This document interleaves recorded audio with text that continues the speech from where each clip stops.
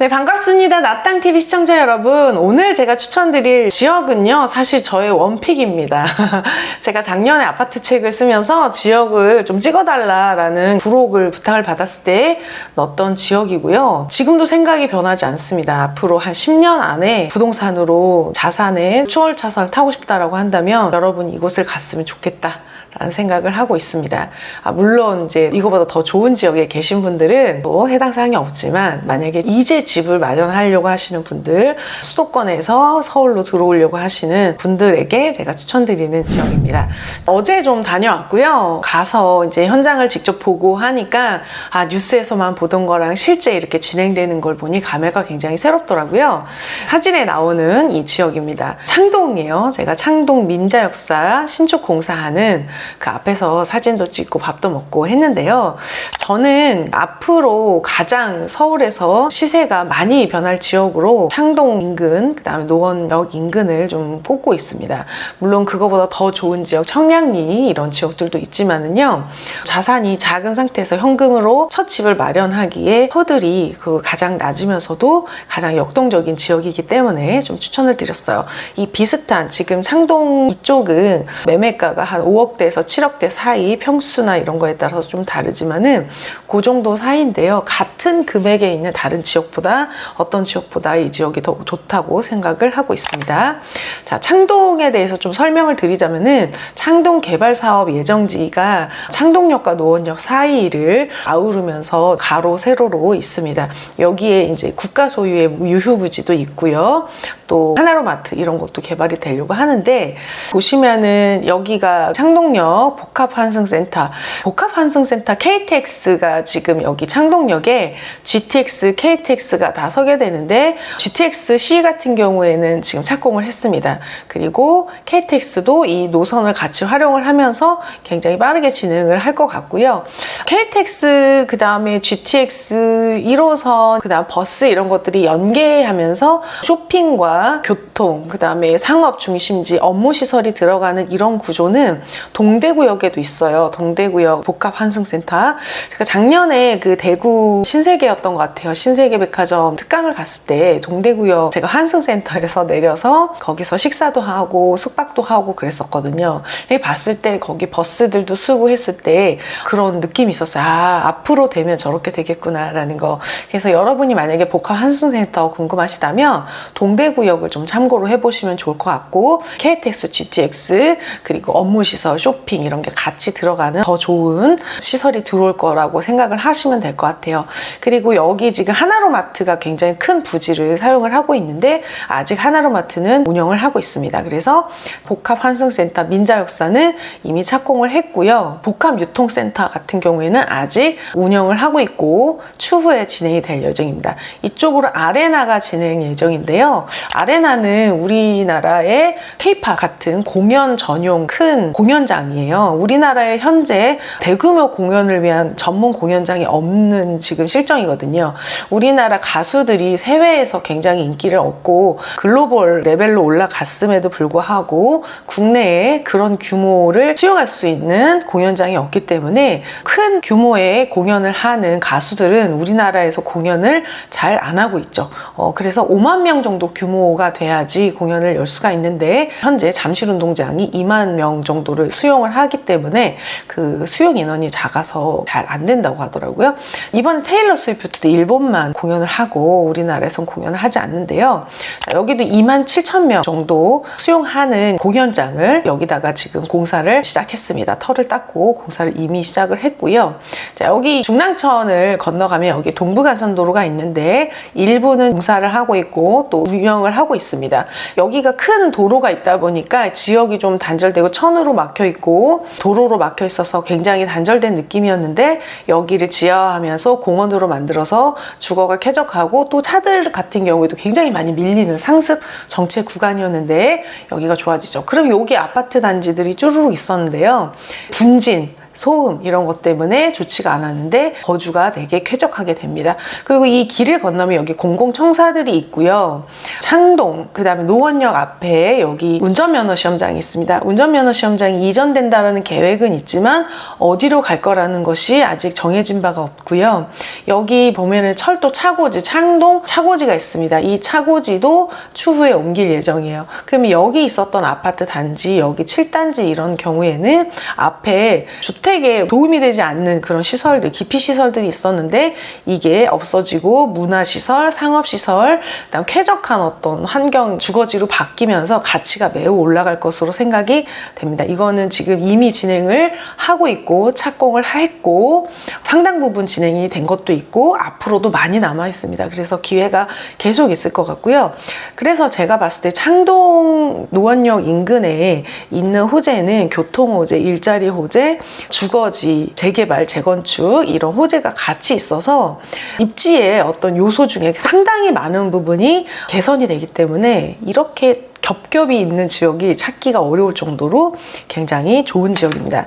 지금 GTX-A 같은 경우에는 올해 그거 뭐 언제 맨날 그거 한다고 하면서 말만 하고 안 됐는데 벌써 그렇게 착공을 했기 때문에 열심히 우리가 일하는 사이에 공사가 됐고 올해 개통을 앞두고 있어요. 그 다음 타자는 신호선이죠. 신호선은 착공을 했습니다. 착공을 했기 때문에 공정이 조금 길어질 수는 있겠지만 반드시 몇 년 안에 우리가 이걸 탈 수가 있게 됩니다.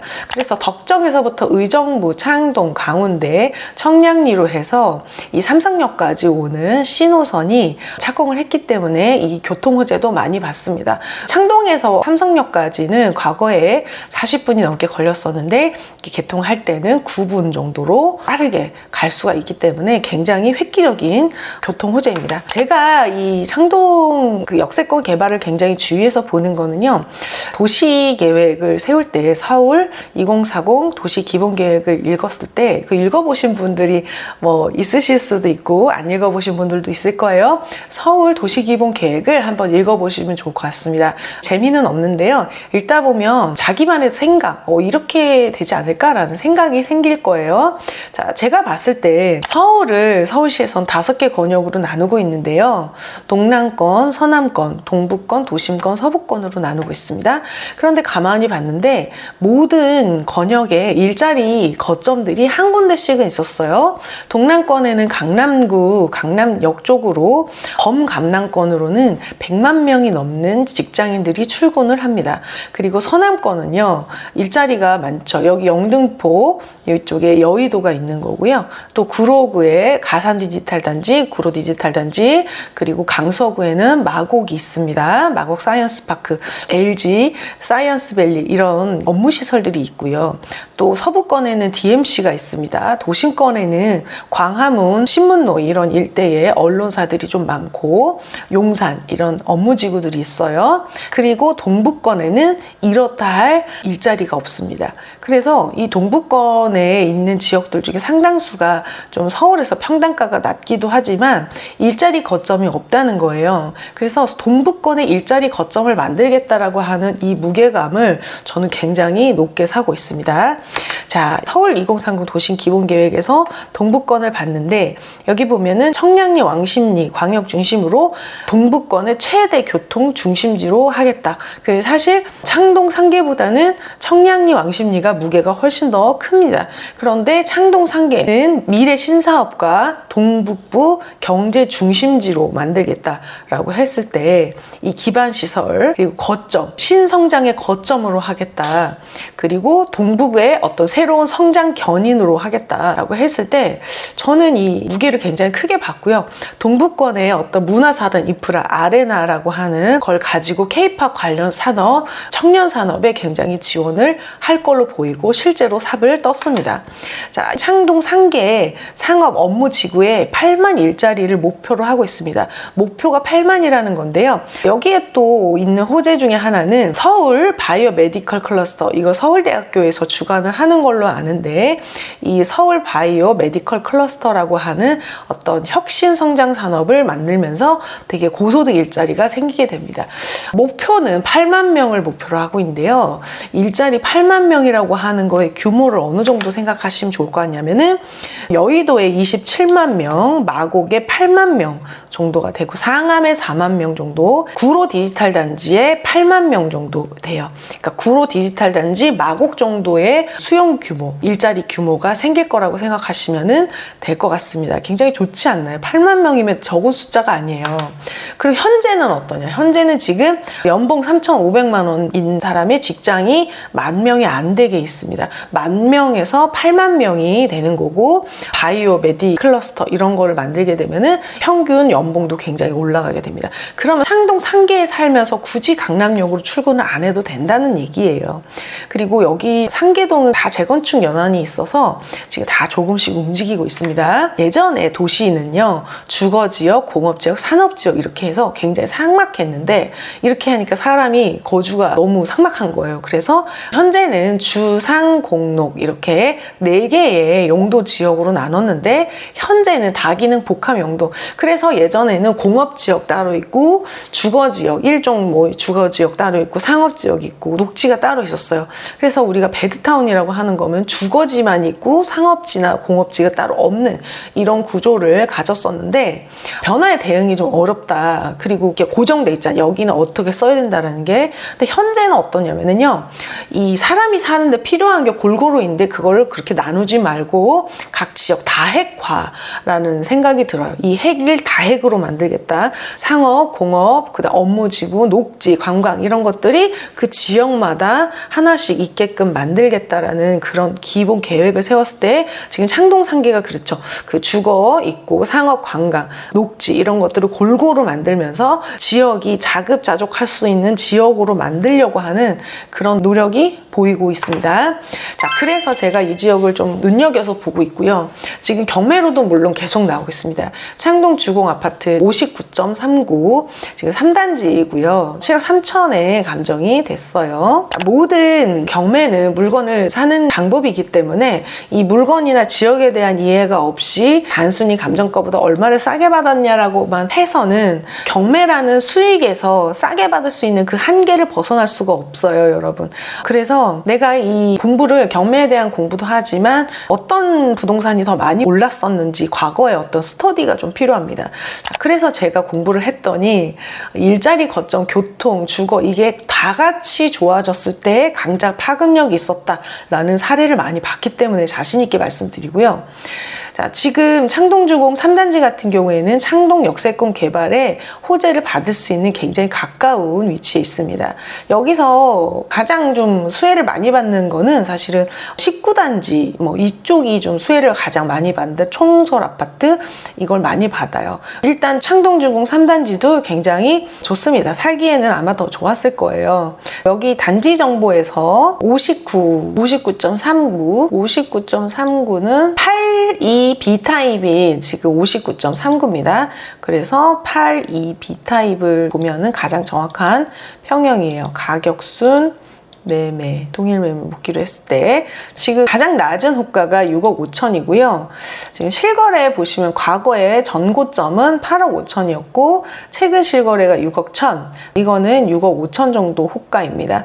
자, 그래서 지금 입찰가를 얼마를 쓰시냐면은, 일단 감정가는 아니죠. 감정가 지금 많이 높고요. 실거래가와 호가, 이게 지금 실거래가보다 호가가 조금 높은 편인데, 이거를 기준으로 했을 때 이 시세를 주변 단지 평당가로도 다 보고 시세 대비 한 10%를 목표로 입찰을 하시면은 굉장히 근접한 낙찰가를 쓰실 수가 있을 것 같아요. 사람들이 입찰을 할 때는 매매가에서 내 수익을 빼고 입찰을 하기도 하지만, 매매가 빼기 수익, 거기다가 플러스 알파가 있습니다. 뭐가 있냐면 미래에 대한 전망. 미래에 대한 전망을 남들이 좋게 보면 입찰가가 올라가게 됩니다. 그래서 지금 거래가 좀 잘 안 되고 있는 것 같은데, 82B만 보실 게 아니라 그 앞뒤에 있는 그런 평형도 좀 같이 보실 필요가 있어요. 딱 그것만 보실 게 아니라. 자, 그래서 낮은 가격 순으로 봤을 때 살짝 낮은 거는 막 5억 5천까지도 있으니까 요것도 참고를 해보시면 좋을 것 같아요. 5억 5천 막 이런 것들 뭐 보시고, 네, 지금 이거는 거래가 좀 많이 되고 있습니다. 58제곱미터는 거래가 좀 자주 되고 있는데, 제가 봤을 때 최저 실거래가 5억 7천이기 때문에 그냥 6억 전후로 보시면 될 것 같아요. 58이. 그럼 59랑 58의 어떤 시세 차이가 어느 정도 날까? 이런 것도 예측을 해보시고 하시면 좋겠죠. 지금 보시면 80A 같은 경우에 방이 2개고, 우리 82B 크게 막 타입이 뭐 크게 달라 보이진 않습니다. 지금 보시면 크기가 5839, 뭐가 조금씩 다른 것 같아요. 조금씩 크게 다른 것 같진 않고 거의 이제 차이가 없습니다. 얘는 실거래가 너무 없기 때문에 그 하나 낮은 80A 타입을 기준으로 해서 시세를 보시고 그거에 한 10% 정도 수익을 목표로 입찰을 해보시면은 굉장히 의미 있는 입찰가를 쓰실 수가 있을 것 같아요. 그래서 저는 여기 좀 굉장히 좋게 보고 있습니다. 권리 분석도 따로 해보시고요. 두 번째 물건은 상계주공 4단지입니다. 상계주공 4단지 같은 경우에는 지금 8억 5천에 감정이 됐었는데 73제곱미터 진행 중에 있습니다. 7394 이렇게. 여기는 지금 노원역 이쪽인데 이런 어떤 호재를 막 바로 받는다라고 말하기는 어렵지만 여기들은 지금 시세가 거의 비슷비슷하게 가고 있어요. 재건축이 뭐 더 빨리 된다고 지금 5단지가 가장 빠르긴 한데 시세가 뭐 더 빨리 간다고 드라마틱하게 오르고 그러지 않고 오를 때 비슷하게 오르고 떨어질 때도 비슷하게 오르는 그런 흐름을 보이고 있습니다. 창동 같은 경우에 19단지가 독보적으로 시세가 높고 상승의 폭도 컸었어요. 자, 그러면은 여기도 단지 정보에서 73 뭐 이걸 이제 찾아보는 거예요. 73.94 지금 97A 타입 정도 되는 것 같아요. 97A 타입. 거래가 좀 없습니다. 거래가 8억 3천 그 다음에 8억 5천에 됐었는데 지금은 7억 7천에도 거래가 잘 안 되다 보니까 거래가 잘 안 되는데요. 옆에 평수도 같이 보실 필요가 있습니다. 이렇게 보면 옆에 평수 앞뒤로 막 같이 다 보시는 거예요. 이게 개수가 좀 부족하면 그럴 수도 있습니다. 세대수 대비 몇 개냐라고 했을 때 개수가 좀 부족하면 그럴 수도 있다.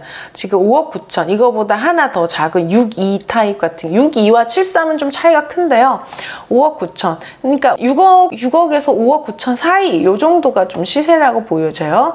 여기를 다녀보면은 여기 뭐 롯데백화점도 있고 이쪽으로 막 맛집이 엄청나게 많잖아요. 맛집이 엄청나게 많고 이쪽 구청 이쪽으로 보시면은 요게 이제 이전되는 거잖아요. 요게 이전되고 이거 철거하고 지금 넣겠다는 건데 이 구청 제가 이렇게 건넜던 것 같아요. 이렇게 건넜을 때 유흥시설도 되게 많았고 이쪽으로도 이쪽 라인으로 해서 시장같이 상권이 형성이 되게 잘 돼 있잖아요. 여기서 바로 나오면 이렇게 막 파리바게트, 막 투썸플레이스에서 역까지 거리도 굉장히 가깝습니다. 네, 뭐 이렇게 해도 도보 5분밖에 걸리지 않아요. 너무 좋은 거죠. 그리고 살면서 계속 낡아질 일밖에 없기 때문에 재건축의 호재를 계속 받는 겁니다.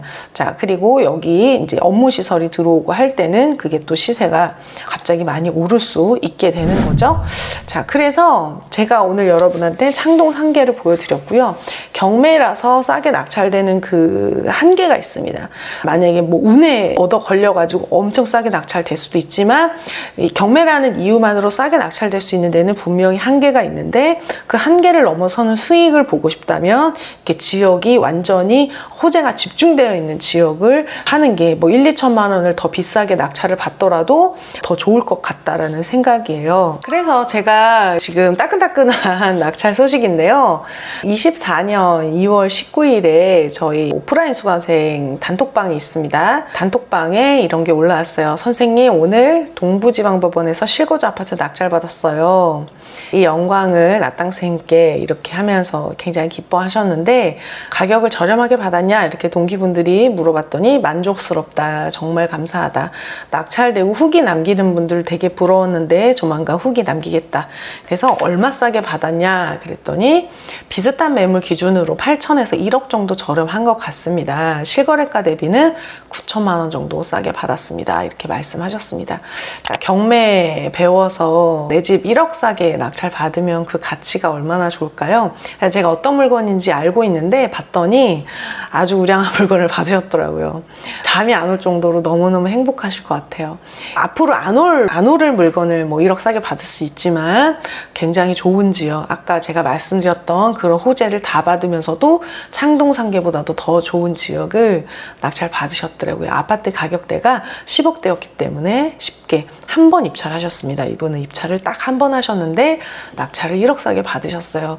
여러분 1억 벌려면 어떤 노력을 해야 됩니까? 우리가 굉장히 큰 노력을 해야 되는데요. 경매 공부에서 내가 이거 1억을 한 번 버는 걸로 끝이 아니라 계속 할 수 있다는 거 너무너무 기쁜 일인 것 같습니다. 여러분의 성공이 저의 성공이라고 저는 생각을 하는데 오프라인 수강생 단톡방에는 200분 정도가 계신데요. 아 부럽다, 막 축하한다 이런 댓글이 엄청 많았었어요. 도움을 받아야 됩니다. 모르면은 배우고 도움을 받으셔야 돼요.